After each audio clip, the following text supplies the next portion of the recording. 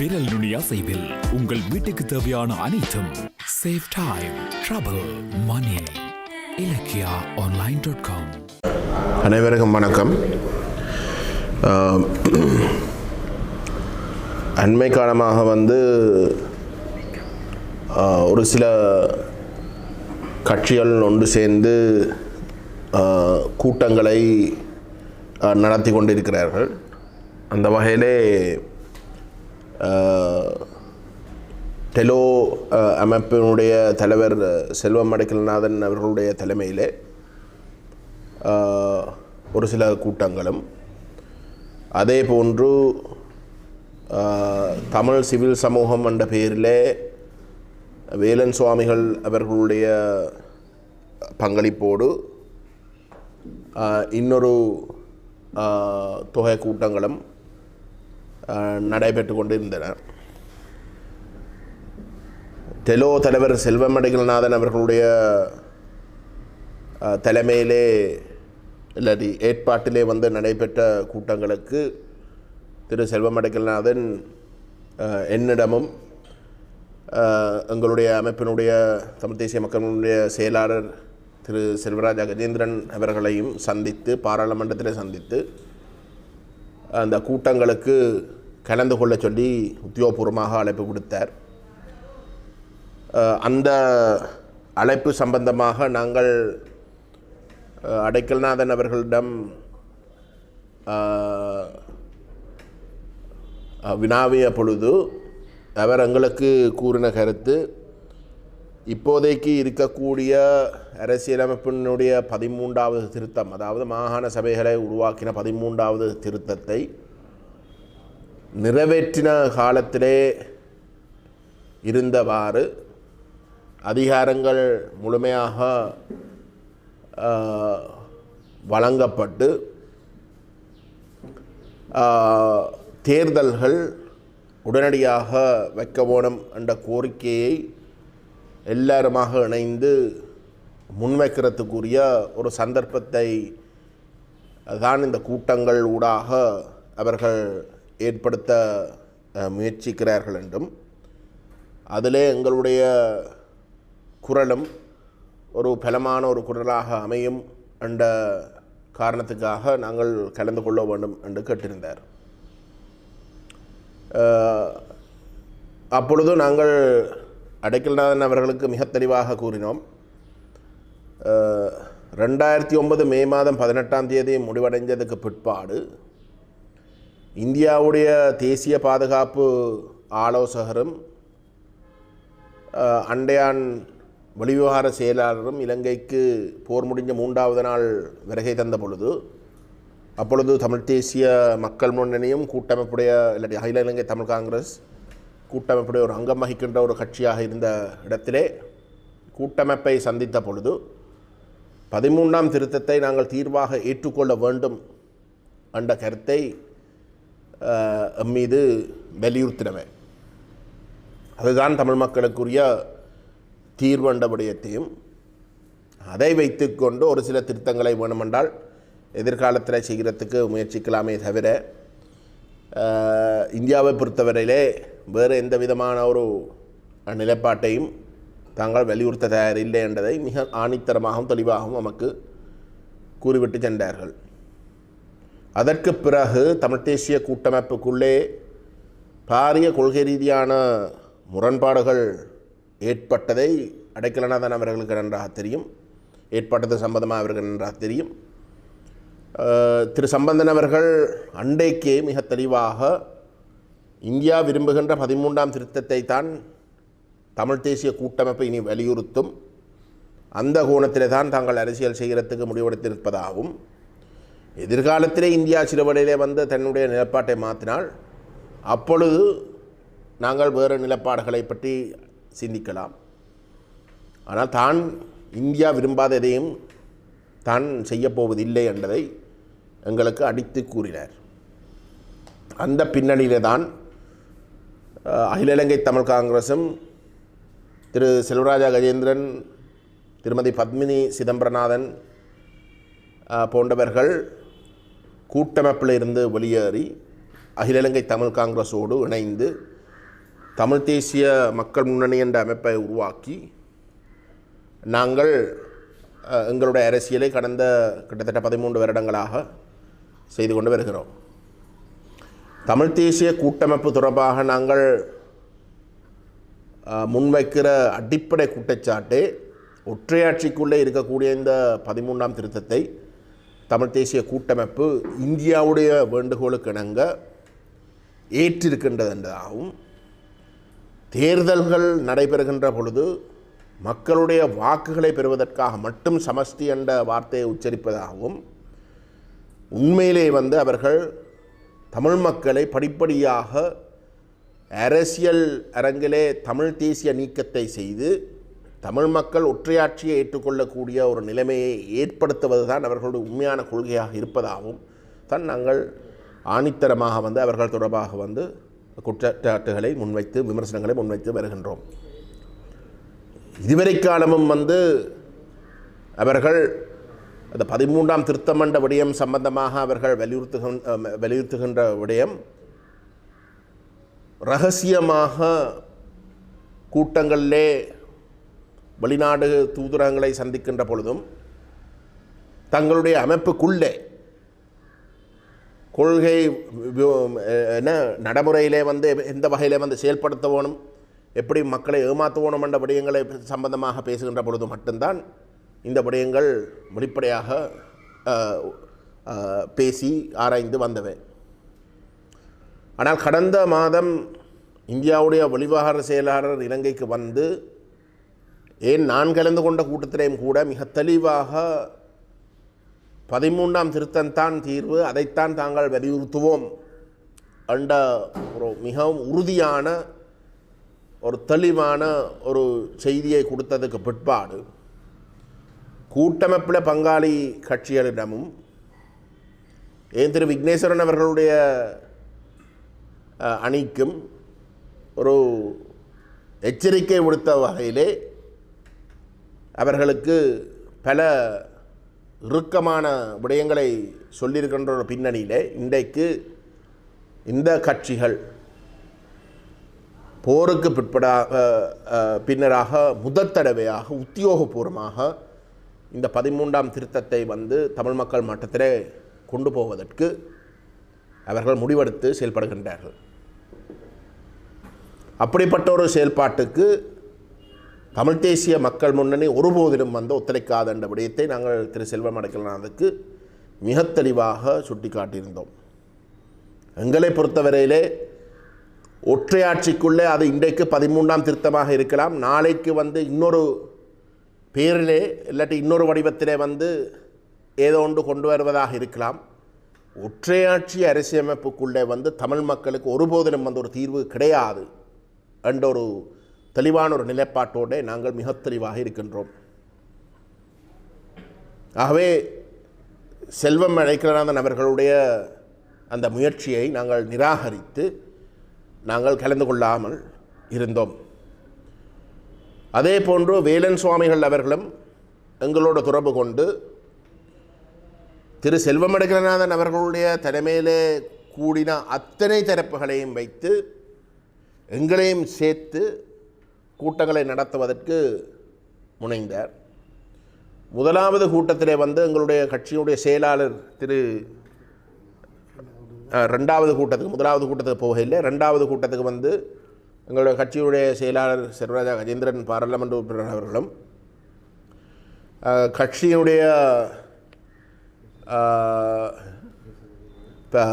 பிரச்சார செயலாளர் திரு சட்டத்தரணி காண்டிபன் அவர்களும் அந்த கூட்டத்தில் ஜூம் ஊடாக கலந்து கொண்டு மிக தெளிவாக அந்த கூட்டத்திலே கலந்து கொண்ட இந்த செல்வம் அடைக்கலநாதன் அவர்களுடைய தலைமையிலே கலந்து கொண்ட அத்தனை கட்சிகளுடைய பிரதிநிதிகளும் அந்த கூட்டத்திலே கலந்து கொண்டுவே ஸ்ரீலங்கா முஸ்லீம் காங்கிரஸுடைய பிரதிநிதித்துவமும் மலேக மக்கள் முன்னணியுடைய பிரதிநிதித்துவம், அதாவது மனோ கணேசன் அவர்களுடைய தலைமையில் இருக்கக்கூடிய அமைப்பினுடைய பிரதிநிதித்துவமும் இருக்கவில்லை. அவர்களை தவிர மற்ற அனைவரும் அதில் கலந்து கொண்டிருந்தார்கள். அதிலேயும் நாங்கள் மிக தெளிவாக சொல்லியிருந்தோம், அந்த கூட்டம் விசேஷமாக தமிழ்நாட்டுக்கு சென்று தமிழ்நாட்டு முதலமைச்சர் ஸ்டாலின் அவர்களை சந்திப்பதற்கும் அதுக்கு பிற்பாடு டெல்லிக்கு சென்று பிரதமர் மோடி அவர்களை சந்தித்து பேசுவதற்கும் ஒரு முயற்சியாகத்தான் எங்களுக்கு சொல்லப்பட்டது. இப்போ அந்த கூட்டத்திலேயும் வந்து நாங்கள் தெளிவாக சொல்லியிருந்தோம், இங்கு தமிழ் தேசிய மக்கள் முன்னணியை தவிர இந்த கூட்டத்தில் கலந்து கொள்ளுகின்ற மற்ற அனைத்து தரப்புகளும் வந்து 13ஆம் திருத்தத்தை தான் அவர்கள் தீர்வாக ஏற்றுக்கொண்டிருக்கிறோம். சமஷ்டியை பற்றி ஒரு மக்களுக்கு ஏமாற்றுவதற்காக மட்டும் உச்சரிக்கின்ற ஒரு வார்த்தையாக அவர்கள் வைத்திருக்கிறார்களே தவிர நடைமுறையில் வந்து அவர்கள் 13ஆம் திருத்தத்தையும் ஒற்றையாட்சியையும் ஏற்றுக்கொண்டிருக்கின்றார்கள். ஆகவே அப்படிப்பட்ட ஒரு தரப்புகளோடு நாங்கள் செயல்படுவதாக இருந்தால் எழுத்து மூலமாக அவர்கள் 13ஆம் திருத்தமும் மாகாண சபைகளையும் ஒற்றையாட்சியையும் ஒரு ஆரம்ப புள்ளியாக கூட ஏற்றுக்கொள்ள முடியாது என்ற உத்தரவாதத்தை கொடுப்பது மட்டுமல்ல, எழுத்து மூலமாக அப்படிப்பட்ட ஒரு உத்தரவாதம் நமக்கு வழங்கியும் நாங்கள் கலந்து கொண்டாத அரங்குகளிலையும் கூட அவர்கள் இந்த ஒற்றையாட்சியை பற்றியோ 13ஆம் திருத்தத்தை பற்றியோ மாகாண சபைகளை பற்றியோ எந்த ஒரு கருத்தையும் வந்து உச்சரிக்கக்கூடாதுன்ற வாக்குறுதிகள் வழங்கப்படுகின்ற ஒரு சந்தர்ப்பத்தில் மட்டும்தான் தமிழ் தேசிய மக்கள் முன்னணி கலந்து கொள்ளும் என்ற விடயத்தை நாங்கள் திரு வேலன் சுவாமிகள் அவர்களுக்கு தெளிவுபடுத்தியிருந்தோம். ஆனால் ஒரு 2-3 நாட்களுக்கு முன்பதாக கொழும்பிலே நடைபெற்ற கூட்டத்துக்கு பிற்பாடு நான் நினைக்கிறேன் இனிமேலும் தமிழ் மக்களுக்கு எந்த விதமான சந்தேகமும் இருக்க வேண்டிய தேவையில்லை. அதிலே கலந்து கொண்ட பாராளுமன்ற உறுப்பினர் விக்னேஸ்வரன் அவர்கள் விடயத்தை போட்டு உடைத்திருக்கின்றார். மற்றவர்கள் கொஞ்சம் அனுபவமிக்கவர்கள், பொய் சொல்லி பழக்கப்பட்டவர்கள், மக்களுக்கு ஏமாற்றுவதற்கு எண்ணத்தை சொல்லக்கூடாது, எண்ணத்தை சொல்ல வேணும் என்று நல்ல படித்தவர்கள். ஆனால் திரு விக்னேஸ்வரன் அவர்கள் அப்படிப்பட்ட ஒரு அனுபவம் இன்னும் முழுமையாக வரவில்லை. ஆகவே அவர் உண்மையை வெளிப்படையாக கூறிவிட்டார். 13ஆம் திருத்தத்தை தவிர வேறு எதையும் தமிழ் மக்கள் கேட்டால் இந்தியாவுடைய பிடி இலங்கையில் இல்லாமல் போகும். ஆகவே எங்களுக்கு இந்தியா தேவை. இந்தியா தேவையாக இருக்கிறதாக இருந்தால் வரப்போகிற ஒரு புதிய அரசியலமைப்பில் கூட இப்போ இருக்கிற 13ஆம் திருத்தத்துடைய அம்சங்கள் அனைத்தும் அந்த புதிய அரசியலமைப்பில் சேர்க்கப்பட்டாலும் கூட அது 13ஆம் திருத்தம் என்ற பெயராலே பாவிக்கப்படாத ஒரு நிலைமை இருக்கும். ஆகவே அப்பொழுது கூட இந்தியாவுக்கு இருக்கிற அந்த செல்வாக்கு இல்லாமல் போகும், அந்த பிடி இல்லாமல் போகும். அவர் சொல்லாமல் சொன்ன காரியம் என்னென்றால் புது அரசியலமைப்பும் வேண்டாம், இருக்கிற 13ஆம் திருத்தம் வச்சிருக்கிறது தான் எங்களுடைய நோக்கம், அதை தான் நாங்கள் வலியுறுத்துவோம். அதுக்கு மேலே ஒன்றும் கேட்கவும் மாட்டோம், குறைவாகவும் நாங்கள் கேட்கவும் மாட்டோம். ஆகவே இதுதான் உண்மை. இந்த 13ஆம் திருத்தத்தை பற்றி 87ஆம் ஆண்டு நிறைவேற்றப்பட்டதுக்கு பிறகும் அதை அரசியலமைப்பிலே உள்வாங்கப்பட்ட ஒரு திருத்தமாக இருந்தும், அதாவது நாட்டினுடைய பிரதான சட்டத்தில் வந்து உள்வாங்கப்பட்ட ஒரு திருத்தமாக இருந்தும் அதை நடைமுறைப்படுத்த வேண்டும் என்று கடந்த 30 வருடங்களுக்கு மேலாக நாங்கள் கேட்கிறோமாக இருந்தால் இதுக்கு மேலேயும் வந்து நீங்கள் அதைத்தான் கேட்க போறீங்களா? இதுக்கு மேலேயும் 30 வருஷங்களுக்கு பிறகு வந்து அந்த சட்டத்தை அமுல்படுத்தணும் என்று நீங்கள் கேட்கிறீங்களா? அந்த சட்டம் எவ்வளத்துக்கு ஒரு பலவீனமான பிரயோசனம் இல்லாத ஒரு சட்டம் என்றதை வந்து நாங்கள் விளங்கிக் கொள்ள வேண்டுமே இல்லை. ஆனால் அவர்களுக்கு விளங்கிக் கொள்ள முடியாதேன். முகவர்களாக செயல்படுபவர்கள் தங்களுடைய வாக்குகள், தங்களுடைய பதவிகள் எல்லாம் தங்களுடைய சொந்த மக்களுடைய வாக்குகளால் பெற்றிருந்தும் தங்களுடைய விசுவாசம் வந்து வேறு தரப்புகளிடம் இருக்கிறபடியால் அவர்கள் விளங்கிக் கொள்ள மாட்டார்கள். அவர்களுடைய எஜமான்கள் சொல்றதை மட்டும்தான் அவர்கள் விளங்கிக் கொள்வார்கள். எஜமானை பொறுத்தவரையிலே இலங்கை அரசுக்கும் சிங்கள மக்களுக்கும் அவர்கள் மிக தெளிவாக சொல்ல விரும்புகின்ற செய்தி என்னென்றால், நீங்கள் சீனாவை விட்டு வேறுங்கள், தமிழ் அரசியலை நாங்கள் ஒற்றையாட்சிக்குள்ள முடக்குவோம். தமிழ் அரசியலை இந்த ஒற்றையாட்சியை தாண்டி கொண்டு போவதற்கு நாங்கள் அனுமதிக்க மாட்டோம். அதை நாங்கள் உறுதிப்படுத்துவோம்.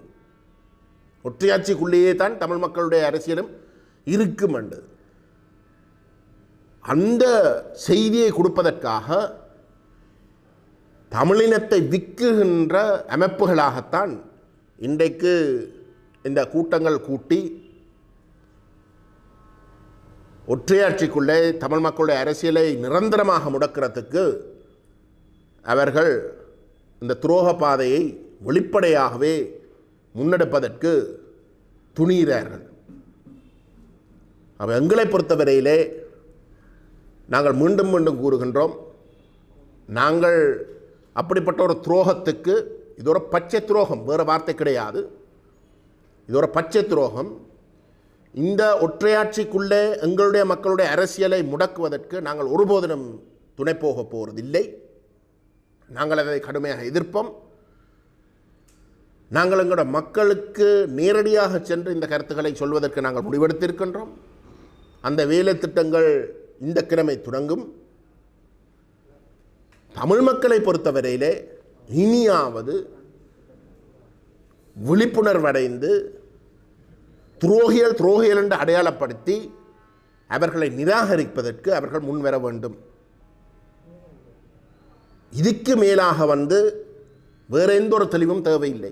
ஒரு சிலர் சொல்லுவார்கள், நாங்கள் இதை நேரடியாக சொல்லுகின்ற பொழுது சமஷ்டிதானங்கட தீர்வு, அதுதான் அந்த கடைசி இலக்கு. ஆனால் இப்போதைக்கு 13ஆம் திருத்தம், இப்போதைக்கு 13ஆம் திருத்தம் அரசாங்கம் சொல்லுது ஒரு புதிய அரசியலமைப்பு கொண்டு வர போகிறார்கள். அதுக்குரிய ஒரு குழு ஒன்றை நியமித்து அந்த புதிய அரசியலமைப்புண்ட வரவை இன்றைக்கு லீகல் டிராஃப்ட்மேன் திணைக்களத்துக்கு அனுப்பப்பட்டும் இருக்கின்றது. ஒரு நாடு ஒரு சட்டம் என்று சொல்லுகின்ற ஒற்றையாட்சி அரசியலமைப்பு ஒன்றை இன்றைக்கு கொண்டு வருவதற்கு அரசாங்கம் மிக தெளிவாக நடவடிக்கை எடுக்கின்ற இந்த இடத்துல தான் தமிழ் மக்களுக்கு என்ன தீர்வுன்றதை பற்றி கதைக்கணும். இந்த இடத்துல தான் உங்களுக்கு நீங்கள் சமஷ்டி என்றதை உண்மையிலே நீங்கள் தமிழ் மக்கள் மட்டத்தில் நீங்கள் கொண்டு வரத்தான் விரும்புகிறீர்கள். இன்றைக்குத்தான் நீங்கள் சமஷ்டியை பற்றி கதைக்கணும். ஒற்றையாட்சியை முற்றுமுழுதாக நிராகரிக்கணும்.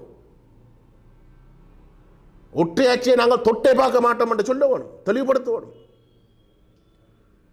நீங்கள் தமிழ் மக்களிடம் போய் நடக்கிறது ஒரு அநியாயம், திரும்ப ஒரு ஒற்றையாட்சியை கொண்டு வர போறான்னு ஒட்டுமொத்தமாக ஒற்றையாட்சிக்கு எதிராக தமிழ் மக்களுக்கு ஒரு விழிப்புணர்வை ஏற்படுத்தி தெளிவுபடுத்துறதுக்குரிய வேலை திட்டத்தில் நீங்கள் இறங்க வேண்டிய நேரம் இதுதான். அதை விட்டு அரசாங்கம் கொண்டு வருகின்ற ஒற்றையாட்சி தான் நிராகரிக்கணும்.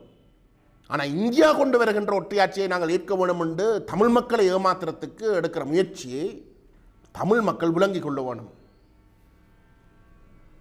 ஸ்ரீலங்கா அரசாங்கம் ஒற்றையாட்சி கொண்டு வந்தாலும் பிள்ளை, இந்தியாவோ வேறு எந்த ஒரு நாடும் எங்களை ஒற்றையாட்சிக்குள்ளே முடக்கிறதுக்கு முயற்சி எடுத்தாலும் அது பிள்ளை. அதை நாங்கள் நிராகரிக்கணும். அதை செய்யாமல் இன்றைக்கு இந்த அரசியல் கட்சிகளில் இவை தமிழ் தேசியம் பேசுகின்ற ஒற்றையாட்சிக்குள்ளே இருக்கக்கூடிய துரோகிகள் என்று தான் நாங்கள் சொல்கிறோம், தெளிவாக சொல்கிறோம். துரோகம் என்ற வார்த்தை பாவிக்கக்கூடிய ஒரு வார்த்தையாக இருக்கக்கூடாது, மிகவும் பொறுப்போடு தான் பாவிக்க வேணும். ஆனால் இவை துரோகிகள், இவை துரோகிகள். இந்த இனத்தை இந்தளவு அழிவும் வந்ததுக்கு பிறகு ஒற்றையாட்சிக்குள்ளே முடக்கிறார்கள் என்றால் இவைக்கும் விட துரோகிகள் கிடையாது. எந்தளவுக்கு டக்ளஸ் தேவானந்த, எந்தளவுக்கு அங்கஜன் ராமநாதன், எந்தளவுக்கு பிள்ளையான் போன்றவர்கள் ஒற்றையாட்சியை ஏற்றுக்கொள்கின்ற தரப்புகளோடு இருக்கிறார்களோ அதே போன்றவர்கள் தான் இவர்களும். இதை எங்கட மக்கள் விளங்கிக் கொள்ள வேண்டும். இனிமேலும் எங்கட மக்கள் இதை விளங்கிக் கொள்ளாமல் செயல்பட போயினோம் என்றால் அதன் விளைவுகளும் எங்கட மக்களே ஏற்றுக்கொள்றதுக்கு தயாராக இருக்கும். மீண்டும் மீண்டும் நாங்கள் கூறுகின்றோம், வரப்போகின்ற இந்த ஒரு வருஷத்துக்குள்ளே தமிழ் தேசிய அரசியலுக்கு முட்டுப்புள்ளி வைக்குகின்ற சதி நடைபெற்று கொண்டிருக்கின்றது. அது உச்சம் பெற்றிருக்கின்றது. அந்த முயற்சி இந்த ஒரு வருஷத்துக்குள்ளே நிறைவேறுவதற்கு இந்த தரப்புகள் அனைவரும் உண்டு சேருகின்றன. தமிழ் தேசிய மக்கள் முன்னணிய வளர்ச்சி, தமிழ் மக்கள் மட்டத்தில் நாங்கள் கூறியிருக்கின்ற கருத்து உண்மை என்ற விளக்கம் மக்கள் மட்டத்தில் வளர்கின்ற இந்த நேரத்தில் அவசரப்பட்டு அந்த ஆதரவு தளம் தமிழ் தேசிய மக்கள் முன்னணிக்கு முழுமையடைகிறதுக்கு முதலே இந்த துரோகத்தை செய்து முடிக்க வேண்டும் என்றதுக்காக அவசரப்பட்டு செயல்படுகிறோம். அதுதான் இன்றைக்கு நடக்கின்றது. ஆகவே இந்த உண்மைகளை எங்கட மக்கள் விளங்கி கொண்டு ஒரு தர்க்க பாடத்தை இவர்களுக்கு கொடுக்க வேண்டும் என்று நாங்கள் கேட்டுக்கொள்ள விரும்புகின்றோம். இறுதியாக நண்பர் மனோகணேசன் அவர்களும் ரவுஃப் ஹக்கீம் அவர்களும் அவர்கள் சார்ந்த கட்சிகளும் இந்த முயற்சியில் ஈடுபடுவது எங்களுக்கு ஒரு மிகப்பெரிய மனவேதனையாக இருக்கின்றது. அவர்களுடைய அரசியல் வேறு, அவர்கள் ஒற்றையாட்சியை ஏற்றுக்கொள்ளுகின்ற தரப்புகள். மனோகணேசன் நான் பாராளுமன்றத்தில் போன பாதுகாப்பு அமைச்சுக்கு கீழே நடைபெற்ற வரவு செலவு திட்ட விவாதத்தில் கலந்து கொண்டு பேசின பேச்சை பெரிய அளவில் வந்து பாராட்டி, கஜன் நான் தெற்கிலே அரசியல் செய்கிறவன், நான் சிங்கள தரப்புகளோடு இணைந்து பயணிக்க வேண்டிய ஒருவன், அவன் எனக்கு உதவியை சொல்ல இயலாது, எனக்கு உதவியை சொல்ல இயலாது, ஆனால் நீங்கள் கட்டாயம் சொல்லணும், உங்களோட மக்களுக்காக நீங்கள் சொல்லணும். இப்போ நான் நன்றி என்று கூறினேன். எனக்கு உங்களோட அரசியல் நிலைமை விளங்குது, நீங்கள் அந்த வகையில் வந்து அந்த வித்தியாசத்தை விளங்கி கொண்டு எனக்கு பாராட்டினதை வந்து நான் உங்களுக்கு நன்றி கூறுகின்றேன் என்று நான் சொன்னேன். ஆனால் அதே மனோகணேசன் அவர்கள் இன்றைக்கு தமிழ் மக்களுடைய அரசியல் அபிலாஷைகள் எவை என்று தெரிஞ்சு கொண்டு அப்படி இருக்கவும் ஒரு ஒற்றையாட்சிக்குள்ளே இந்த விடயங்களை முடக்குவதற்கு எடுக்கிற சதிக்குள்ளே அவர் பிடிபடக்கூடாது என்று நாங்கள் கேட்டுக்கொள்ள விரும்புகின்றோம்.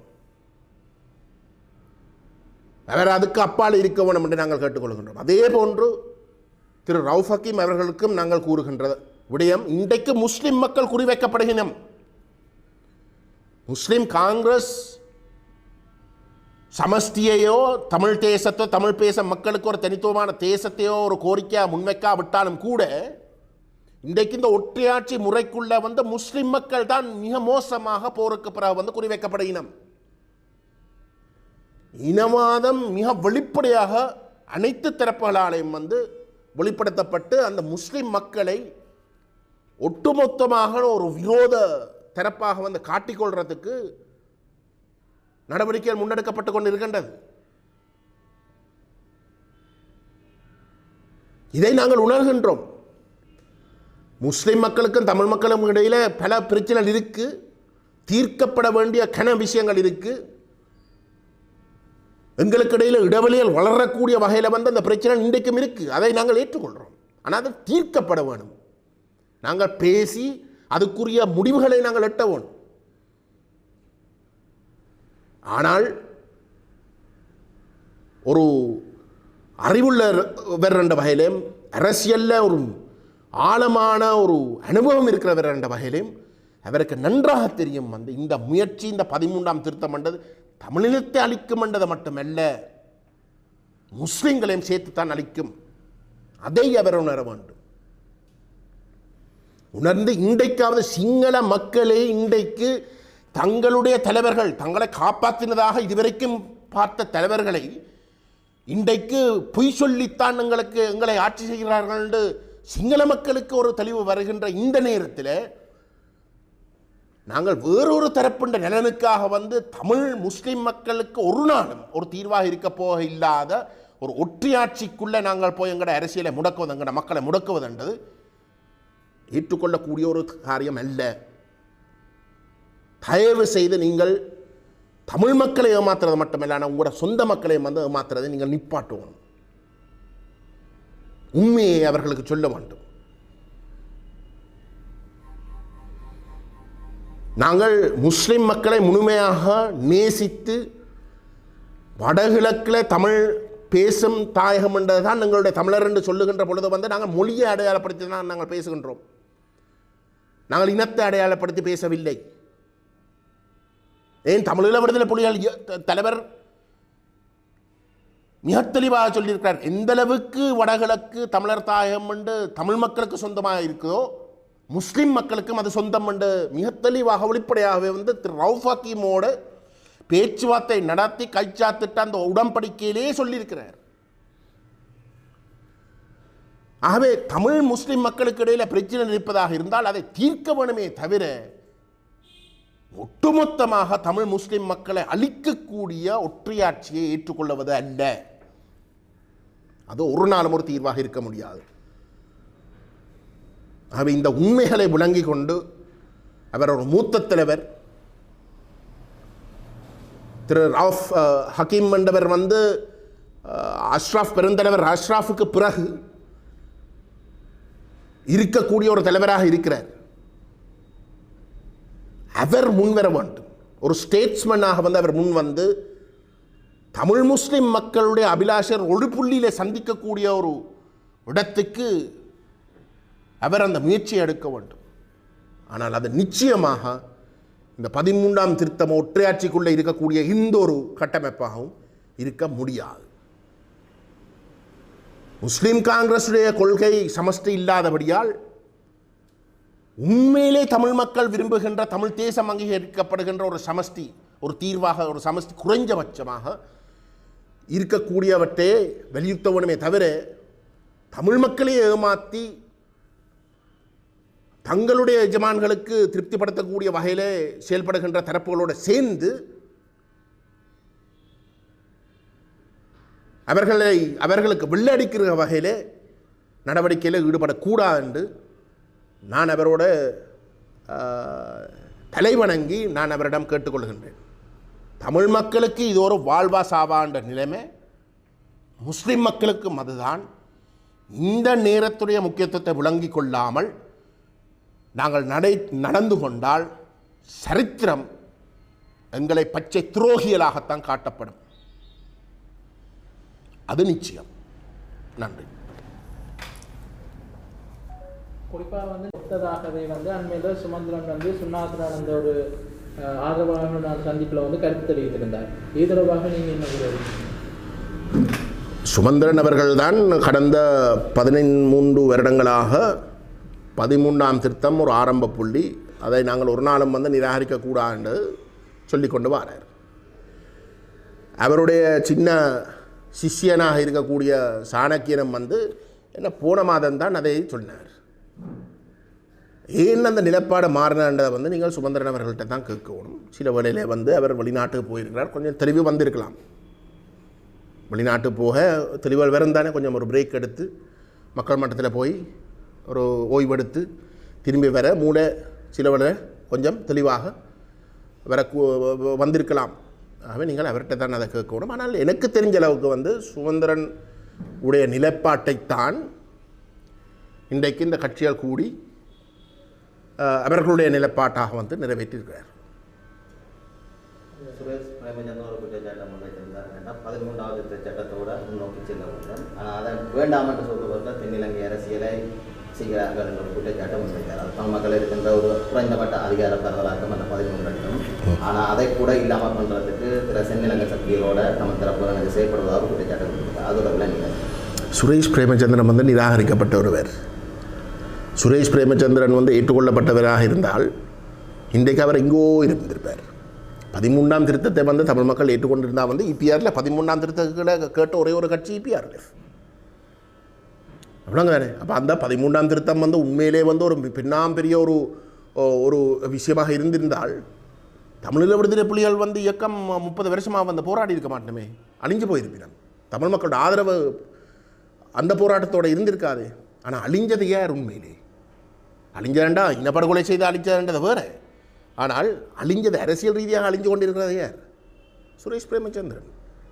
ஆகவே என்னை பொறுத்தவரையில் அந்த ஆள் கலைக்கிறத நாங்கள் பெரிய அளவில் கணக்கில் எடுக்க தேவையில்லை. நான் ஏற்கனவே உங்களுக்கு அவரை பற்றி அவருடைய அரசியல் பாதையை பற்றி சொல்லியிருக்கிறேன். நான் ஒரு வார்த்தையை பயன்படுத்தினேன், அது உங்களுக்கு ஞாபகம் வந்துட்டே இருக்கும். அவ்வளோதான் நான் சொல்ல வேண்டியிருக்கு. இலங்கை பாராளுமன்றம் ஜனவரி 18 ஒத்திவைக்கப்பட்டிருக்கின்றது. ஜனவரி அதுக்கான அறிவிக்கப்பட்டிருக்கிறது. அதை நீங்கள் இல்லை, எங்களை பொறுத்தவரையில் தென்னிலங்கையில் இருக்கக்கூடிய நிலைமைகள் ஒவ்வொரு நாளும் அரசாங்கத்துக்கு மோசமாக மாறிக்கொண்டிருக்கின்றது. அதற்கு காரணம் வேறு எவரும் இல்லை, அது அரசாங்கமே தான். ஒரு சிங்கள மக்கள் அதைத்தான் நான் சொல்ல வந்தேன். சிங்கள மக்கள் ஒரு மிகப்பெரிய அளவில் நம்பினது இந்த போரை முடிவுக்கு கொண்டு வந்ததில் வந்து ஏதோ கோட்டாபய ராஜபக்சன்ற மூளைதான் காரணம் என்று நம்பியிருந்தவர்கள்.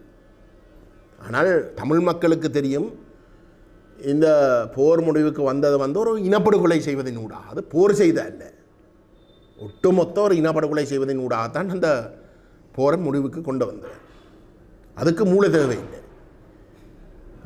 சட்டம் ஒன்றும் இல்லாமல் அது எல்லாத்தையும் மூடி மறைச்சு போட்டு எல்லாத்தையும் கண்ணுக்கு முன்னாடி இருக்கிற எல்லாத்தையும் அழிக்கிறதுக்கு மூளை தேவையில்லை.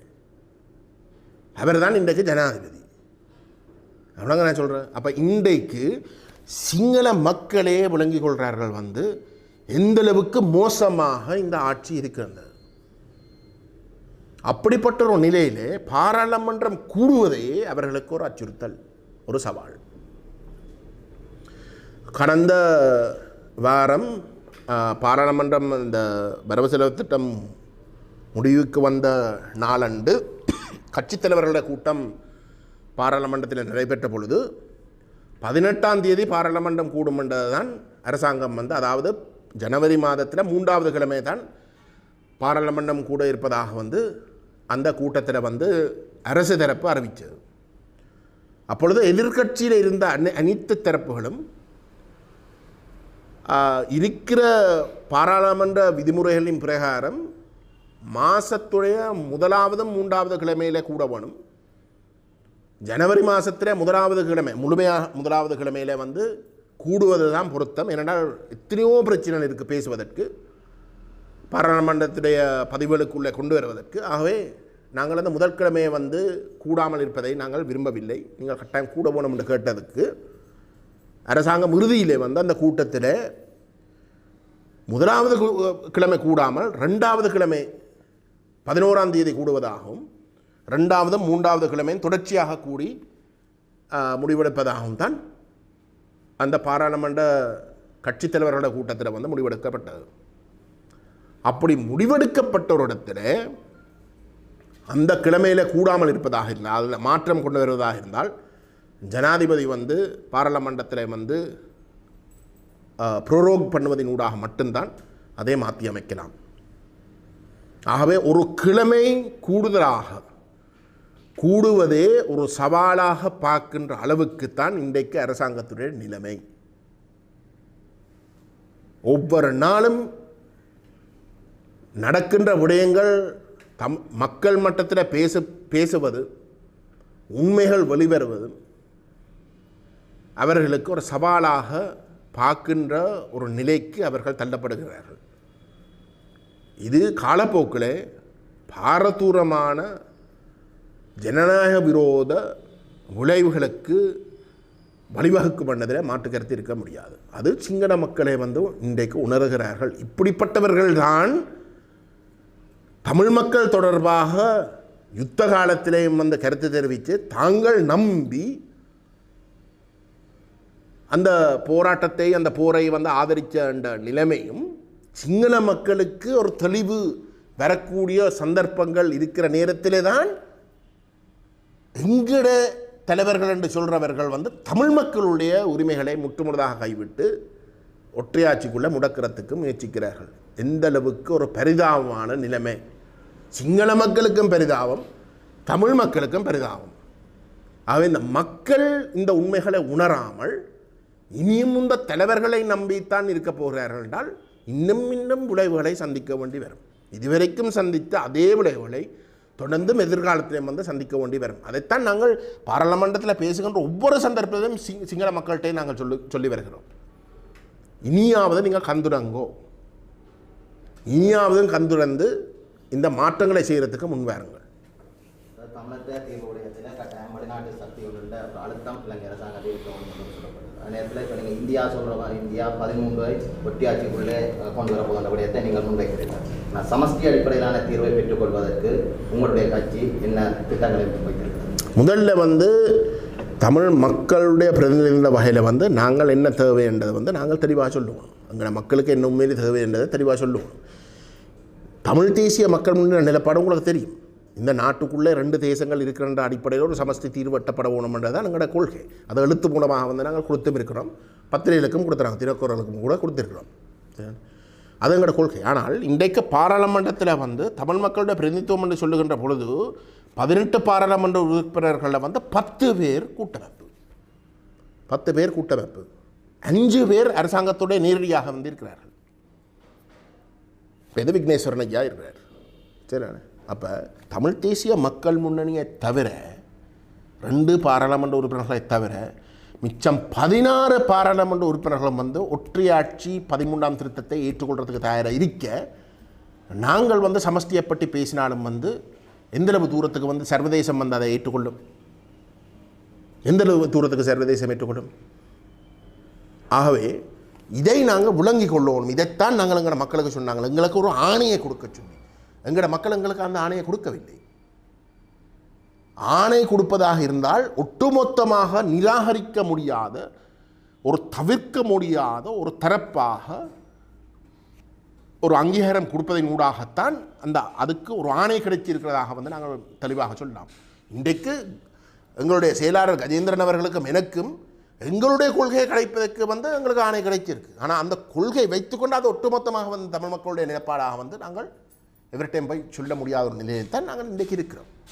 ஆகவே தான் நாங்கள் இன்றைக்கு மக்கள்கிட்ட போய் மக்கள் நேரடியாக இந்த விஷயங்களை விளங்கி கொண்டு தலைவர்கள் எல்லாத்தையும் விட்டு தமிழ் மக்களே P2P நடந்த மாதிரி, எழுக தமிழ் நடந்த மாதிரி, இதுக்கு முதல் வந்து பொங்கு தமிழ் நடந்த மாதிரி மக்கள் அணி திரண்டு தங்களுடைய நிலைப்பாடு இதுதான் என்று சொல்லக்கூடிய ஒற்றையாட்சியை நிராகரித்து 13ஆம் திருத்தத்தை நிராகரிக்கக்கூடிய ஒரு நிலைமையை நாங்கள் உருவாக்குவதன் ஊடாக மட்டும்தான் நாங்கள் இந்த துரோகத்தை செய்ய வலிக்கின்ற இந்த ஏனைய தமிழ் கட்சி என்ற பெயரில் செய்ய வலிக்கின்ற இந்த துரோகத்தை வந்து நாங்கள் தடுக்கக்கூடியதாக இருக்கும். அதை நோக்கித்தான் நாங்கள் பயணிக்கிறதுக்கு எங்களுக்கு தெரிஞ்ச ஒரே வழி. அதை நோக்கி நாங்கள் பயணிப்போம். மற்றது இன்றைக்கு சிங்கள அரசு வார தேர்தலில் எப்படி வருமென்று இந்த அரசாங்கம் எப்படி அதில் என்ன அந்த விளைவுகள் எப்படி இருக்குமென்று சொல்ல முடியாது. ஆனால் இன்றைக்கு 3/2 பெரும்பான்மை இருக்கிற இடத்துல இந்த அரசாங்கத்துக்கு ஒரு நெருக்கடி கொடுக்கக்கூடிய ஒரே ஒரு விஷயம் இன்றைக்கு பொறுப்புக்கூறல் சர்வதேச நீதிமன்றத்துக்கு கொண்டு போகுது. அதை கூட இதே தமிழ் தரப்புகள் ஒரு அதிகாரம் இல்லாத மனிதுரிமை பேரவைக்குள்ளே வந்து முடக்கி வச்சிருக்கிறார்கள். இதே தரப்புகள் அதில் விக்னேஸ்வரன் அவர்களும் ஒரு சிலரும் வந்து அவர் சார்ந்த ஒரு சிலரும் வந்து சும்மா பேச்சுக்கு வந்து ICCயை பற்றி சொல்லுவார்கள். ஆனால் அதே தரப்புகள் தான் இந்த மனிதுரிமை பேரவைக்குள்ளே வந்து அந்த பொறுப்பு குரலையும் வந்து அரசாங்கத்துக்கு எந்த ஒரு அழுத்தத்தையும் கொடுக்காத ஒரு அரங்களை கொண்டு போய் முடக்கி வச்சிருக்கிறார்கள். சரி, அப்போ ரெண்டையும் தொகுத்து பாருங்கள். இது உண்மையிலே வந்து தமிழ் மக்களுடைய நன்மைக்காகவா இல்லாட்டி வேறு யாருடைய நன்மைக்காகவா வந்து இந்த விஷயங்கள் நடப்பேறுகின்றன? யாழ் மாநகர சபையில் நடக்கப்போகிற வரவு செலவு திட்டம் தொடர்பில் வந்து உங்களுடைய தரப்பு வந்து இத்தகைய ஒரு நிலைப்பாடு எடுக்கப்படும். அந்த வரவு செலவு திட்டம் எப்போ வருது? நாளைக்கு உங்களுக்கு தெரிய வரும். சரி.